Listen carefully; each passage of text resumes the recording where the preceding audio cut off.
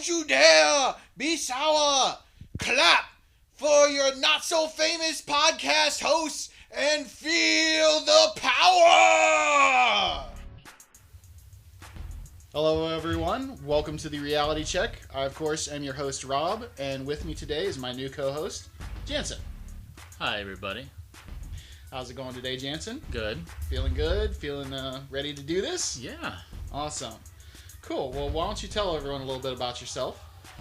My name is Jansen. I've known Rob for a number of years now, and I've been a wrestling fan since WrestleMania 9. This is the first WrestleMania that I can remember, in the old Caesar Palace in Las Vegas, with Randy Macho Man Savage on the commentary. Yeah. Oh, yeah. So, I mean, I'm excited. This past week was really exciting, so it's kind of cool to come on here and talk about something that Rob and I are both passionate about. Indeed. Good to have you on. Didn't actually know that you've actually been a wrestling fan for a little bit longer than I have. I kind of figured it, but, as I mentioned last week, the first one I distinctly remember was WrestleMania 10. Renting that from the video store. Rented it just on a whim. Like, wrestling? Okay, my friend talks about this. I'll watch it. Well, there you go. Yeah. Well, that's cool. All right.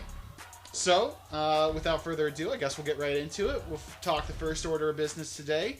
I know we already kind of have differentiating things on here, so I want to bring it up first. ZZ from Tough Enough, who did not win last year's competition, but was signed to a developmental contract afterwards. He was featured on the Breaking Ground series on WWE Network. Was released from his contract this morning, according to the Pro Wrestling Sheet. Jansen, what are your overall thoughts on that? Good riddance to bad rubbish. I kind of figured that's what you were going to say.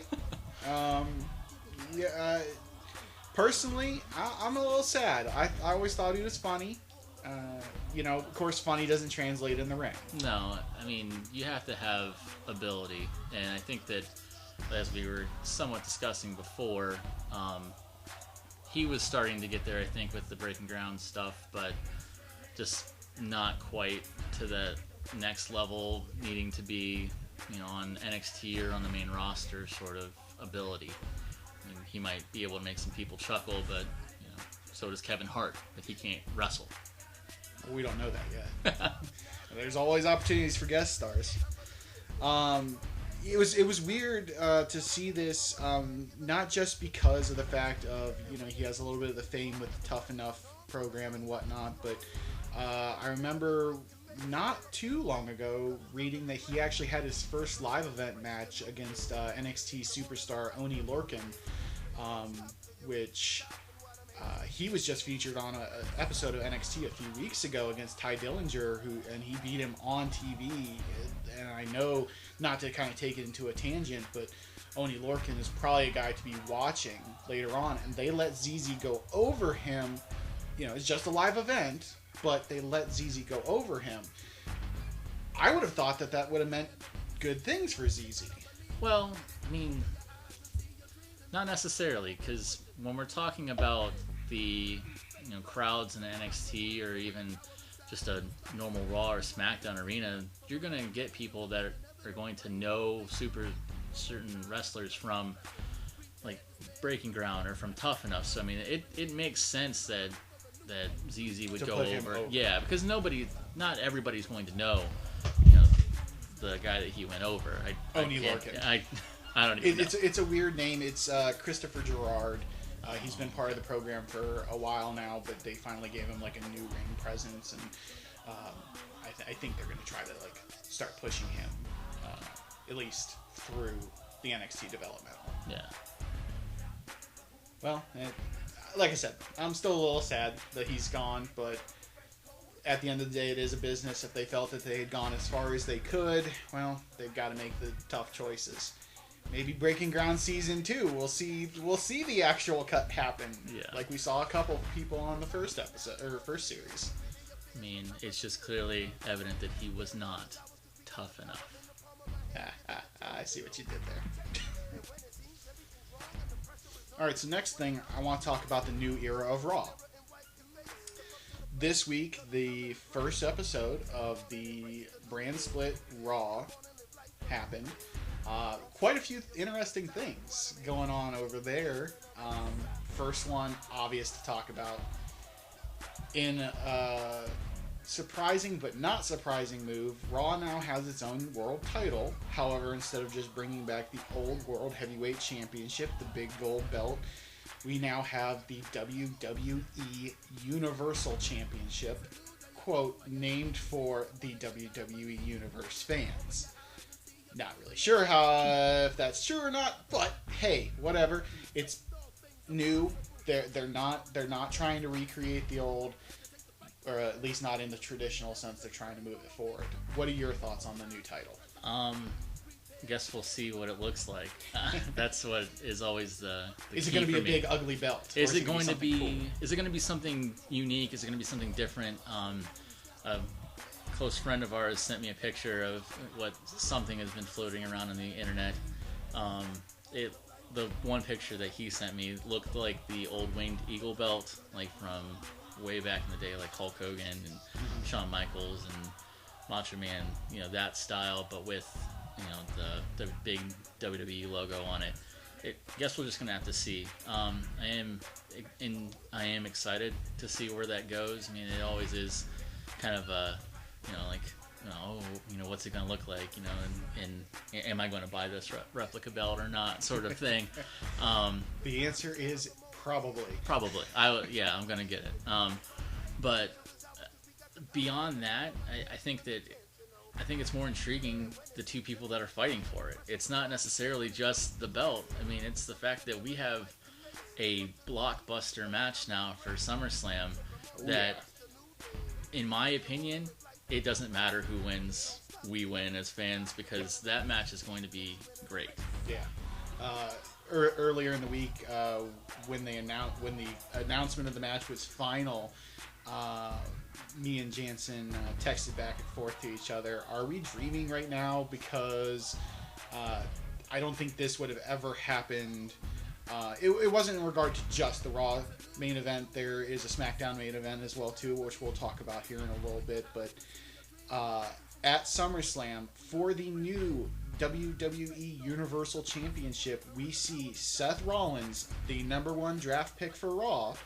He was automatically placed into the event versus the Demon, Finn Balor.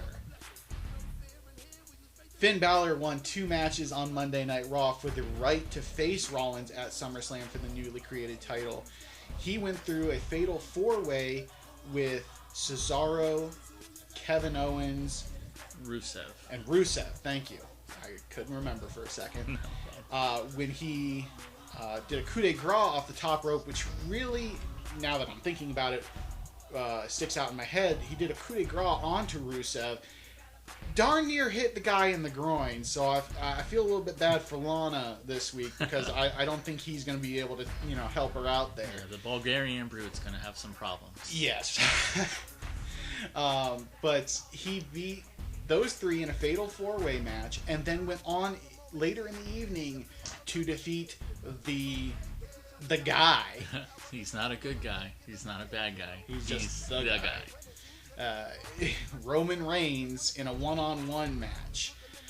I was surprised when I saw him win the fatal 4-way in the first place. It's his debut night on Raw. Pleasantly surprised. Oh, of course. Very pleasantly surprised. I feel like any one of those 4 men I would have been okay with winning the fatal 4-way. You know, the second match, not so much. Especially when I saw Reigns win. I am trying to like Reigns. Yes. All right. Again, just to kind of give a little bit of insight as to, you know, when Rob and I were talking and setting this podcast up today, Rob did say that he was going to try to be nice towards Reigns. But I, however, did not say I was going to be nice to anyone. Fair enough. Watching those matches take place on Raw, I will say that this week alone has given me like a reinvigorated love for wrestling, and that's what I was talking about on the intro. Just from the naming of Finn Balor to be in that fatal 4-way match, gave me chills. And just to see the crowd get behind a guy that, they knew from NXT, and they knew that this guy was going to bring something special. But that's all they knew. And that's all they knew. And he showed up on Raw, and he showed them why. But then I got a little bit leery because that second Fatal 4-Way match, Roman Reigns goes over.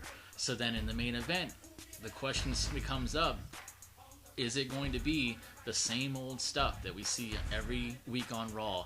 Is it going to be the hand-picked pretty boy, Roman Reigns over the cruiserweight in Finn Balor? And, the fact that Finn Balor won over Roman Reigns in such a... The big guy, new guy.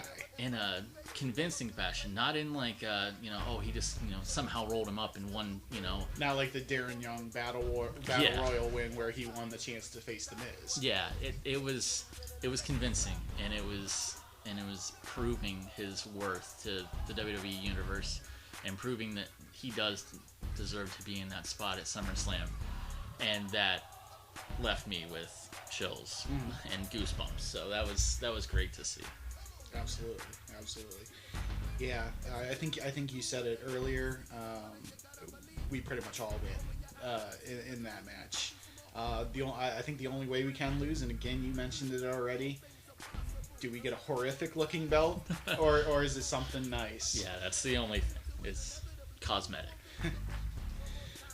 Next big, or like the second biggest thing that I thought happened on Raw, of course, we have the boss, Sasha Banks, finally dethroned Charlotte for the WWE Women's Championship. And let me preface this by saying I like Charlotte as an athlete.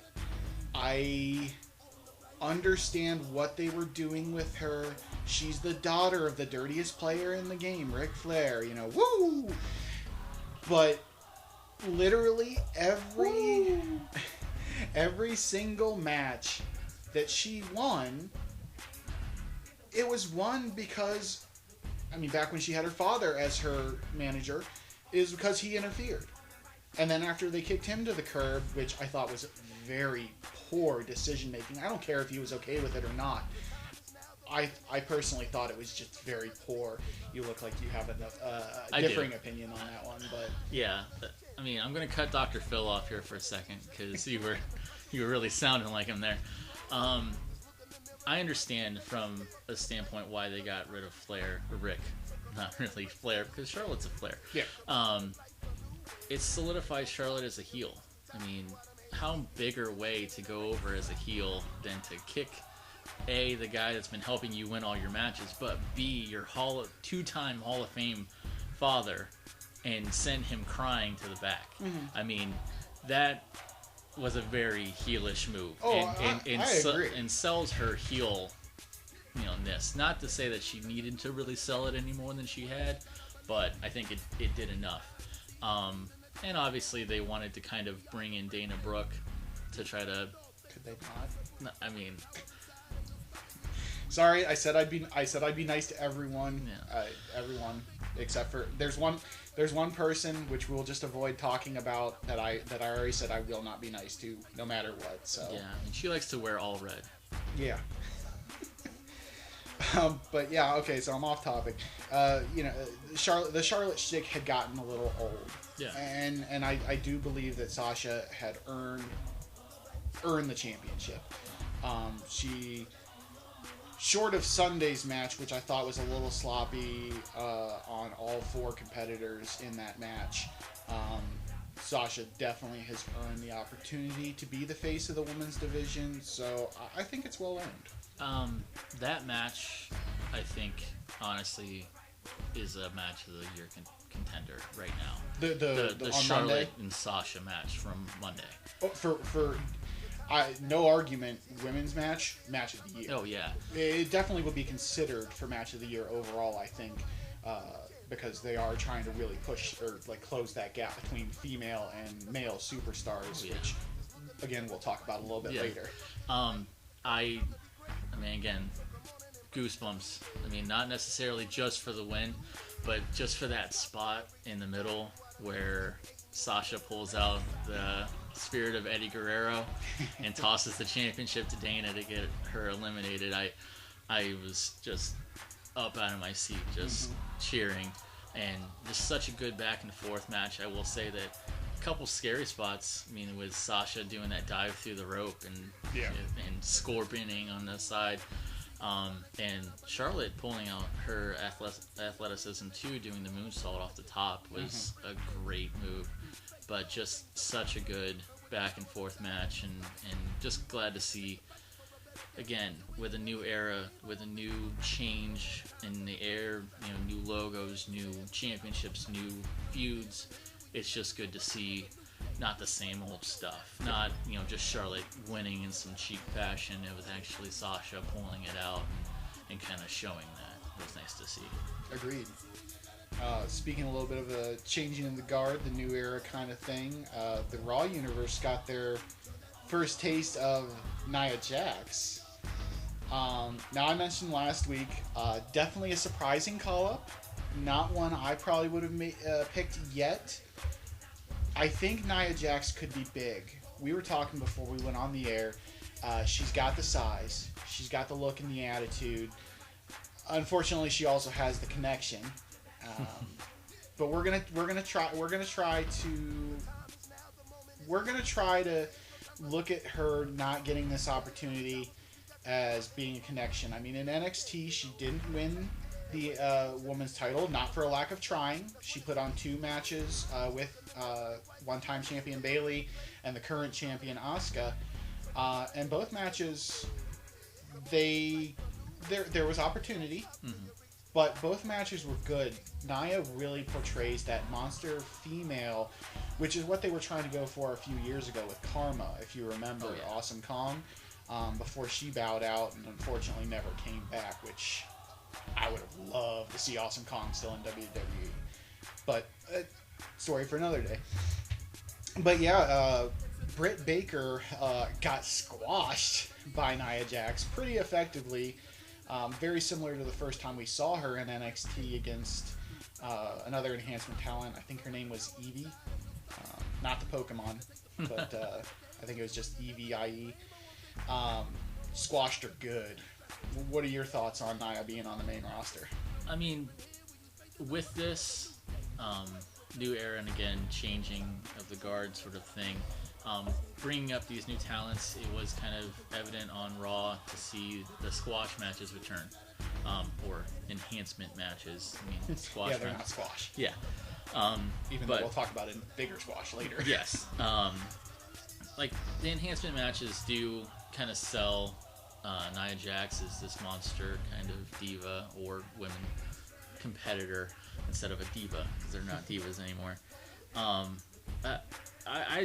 not a fan of Nia Jax, but I don't hate her. I know that she doesn't fit the conventional mold of a women's division wrestler, but I also think that could be a good thing. I mean, and just like we see people that aren't your normal mold in like the main event now, with Finn Balor being as small of a guy as he is, coming in underweight for even like the Cruiserweight Classic. Yeah.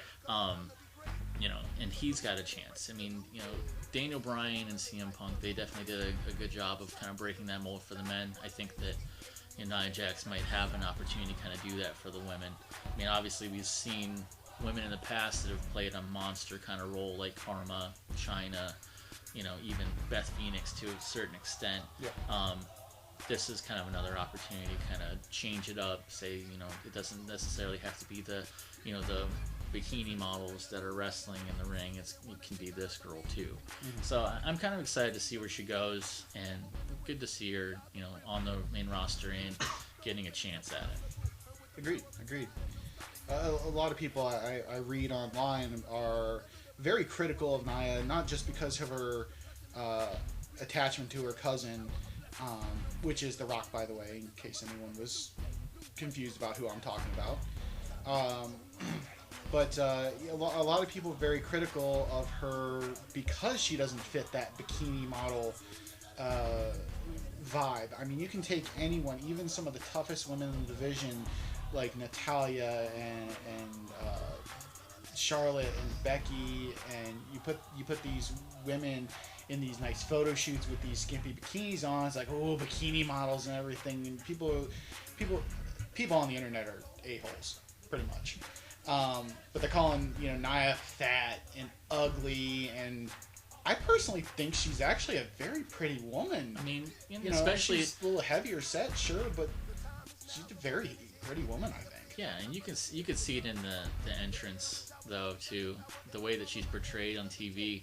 I mean, they focus on her face. If you notice, I mean, it's all about her face, and she does have a very beautiful face, and obviously, like, again, body image wise does not fit your quintessential women's wrestler like normal, but I mean, neither did Mae Young or Fabulous Moolah. I mean, if you go back, to the beginning of women's wrestling, they weren't all Wendy Richter, Bull Nakano. Those women weren't the bikini models. They were wrestlers.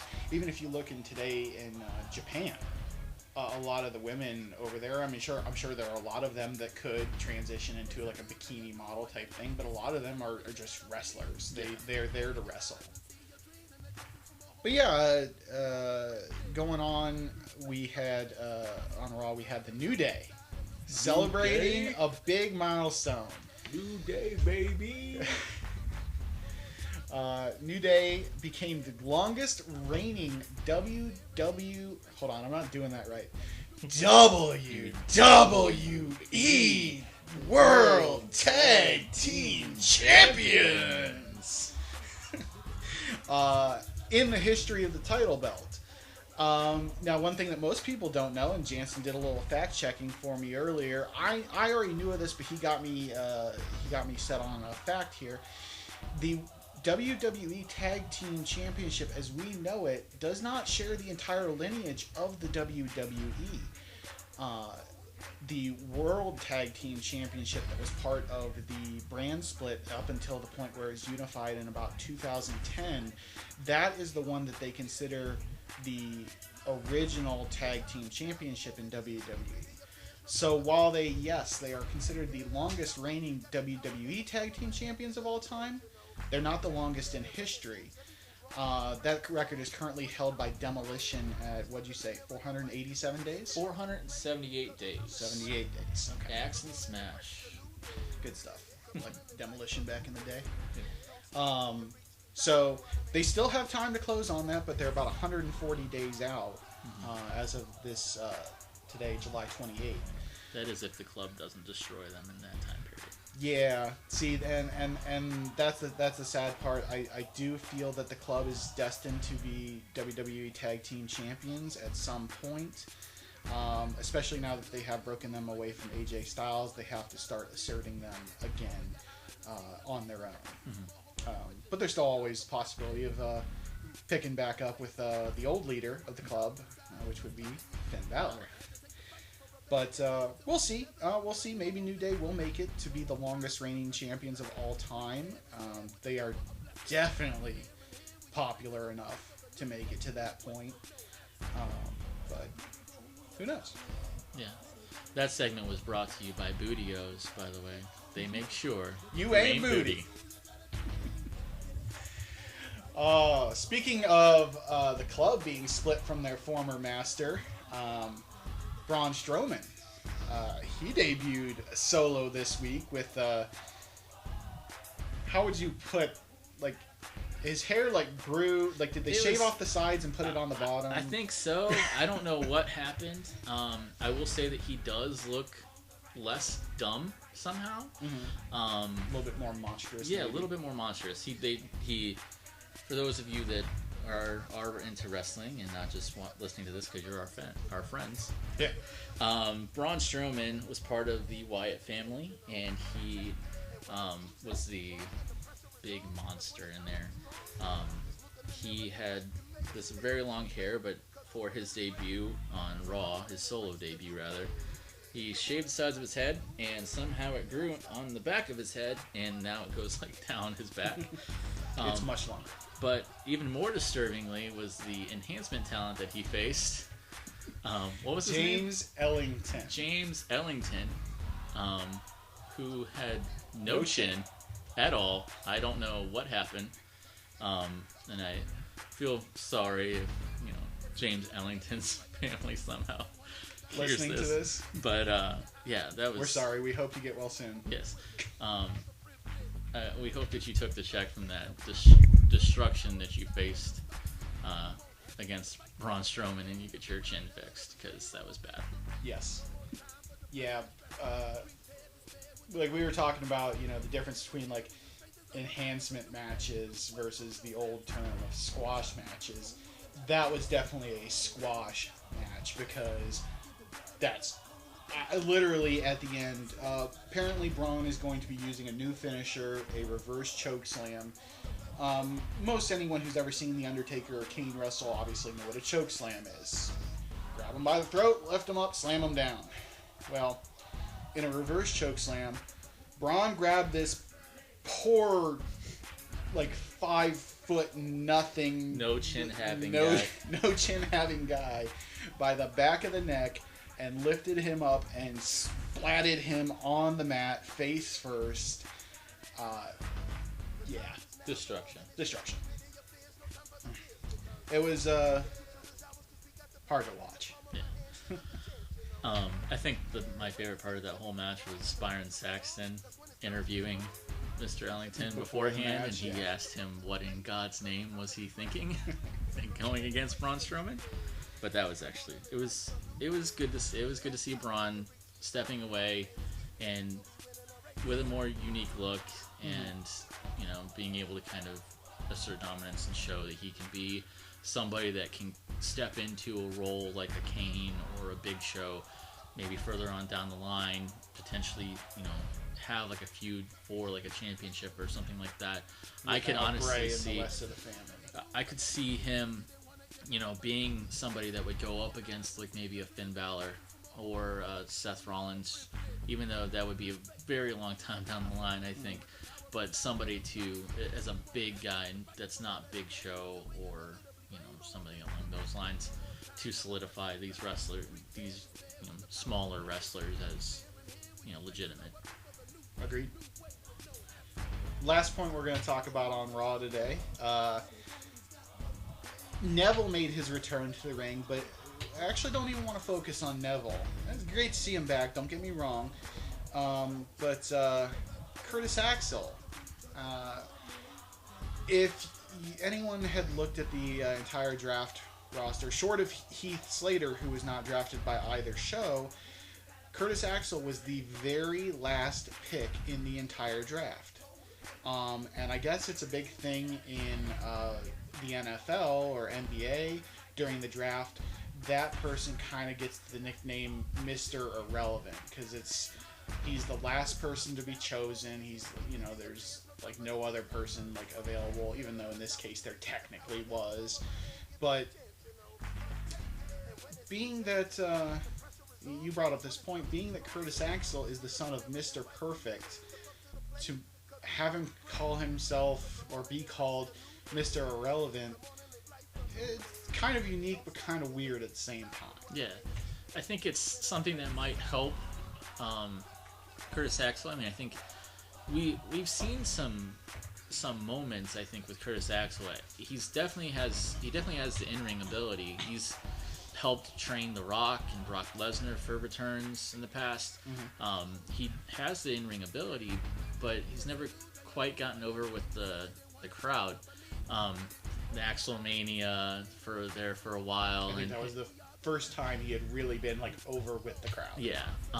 But again, it's one of those things where if it's not Vince's picking, then he's kind of sent back under the rug. But this might be something that kind of I don't know, gives a little hope for him. I do like Curtis Axel. I liked him when he came back out with Paul Heyman when they redid Michael McGillicuddy. Oh God, that was awful. Such an awful name. Yeah. And brought in Curtis Axel with the new entrance and everything like that. But to be the son of Mr. Perfect and now be named Mr. Irrelevant might be a way for him to kind of maybe try to show that he's not. I mean, obviously, he lost his match against Neville on Raw, but maybe this is something that they could use as a catalyst to maybe make him a little bit better or try to live up to his dad's name. Yeah. And I'd like to see it. Truth be told, I've been a big fan of Curtis Axel, even when he was Michael McGillicuddy. Mainly because I had watched some videos from Florida Championship Wrestling, and Mr. Perfect is one of my favorites of all time. So to see his son step in the ring and do what what Mr. Perfect did so well, it was magical to me. When he came up on the original incarnation of NXT, okay, I can get with this new name, I guess. I don't want to, but I can. I can get with this new finisher, I guess. I don't want to, but I can. And to this day, that still plagues me with him. Curtis Axel, at least, is a much better name. We already established that. I still would like to see him just be Joe Hennig. Use his real name, use his father's name, and not. And on top of that, like again, I could get over that. You have a second generation superstar where the people now remember Mr. Perfect so well. Why is he not capitalizing on being Mr. Perfect's son? They do it kind of with his intro music. It's like Charlotte. It's a newer, flashier homage to the original music. But why isn't Curtis Axel using the Perfect Plex as his finishing maneuver? Why is he not doing like old school vignettes about how great of an athlete he is?